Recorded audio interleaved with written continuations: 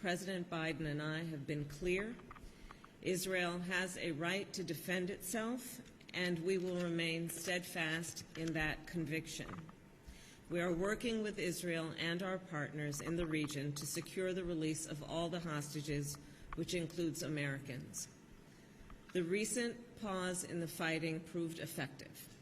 More than 100 hostages were reunited with their families during this time, including 2 more Americans, and humanitarian aid surged into Gaza.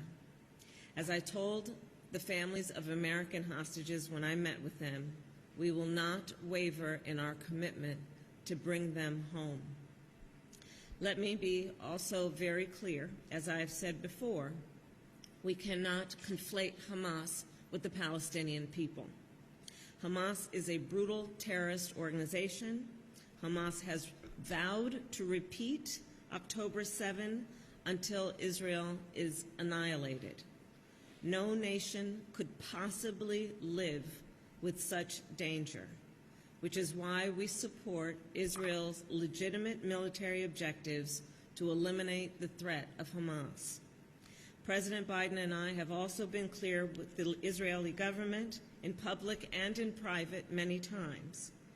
As Israel defends itself, it matters how. The United States is unequivocal. International humanitarian law must be respected. Too many innocent Palestinians have been killed. Frankly, the scale of civilian suffering and the images and videos coming from Gaza are devastating. I have spoken with members of the Palestinian, Arab, and Muslim communities of America, including those who have lost loved ones in Gaza and American citizens who were injured and evacuated from Gaza. It is truly heartbreaking. As Israel pursues its military objectives in Gaza, we believe Israel must do more to protect innocent civilians. So we all want this conflict to end as soon as possible and to ensure Israel's security and ensure security for the Palestinian people. We must accelerate efforts to build an enduring peace, and that begins with planning for what happens the day after the fighting ends. Shortly after October 7th, President Biden and I began discussions with our national security team about post-conflict Gaza. We have begun to engage partners in the region and around the world in these conversations, and this has been a key priority over the last 8 weeks.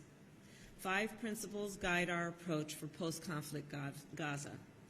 No forcible displacement, no reoccupation, no siege or blockade, no reduction in territory, and no use of Gaza as a platform for terrorism. We want to see a unified Gaza and West Bank under the Palestinian Authority.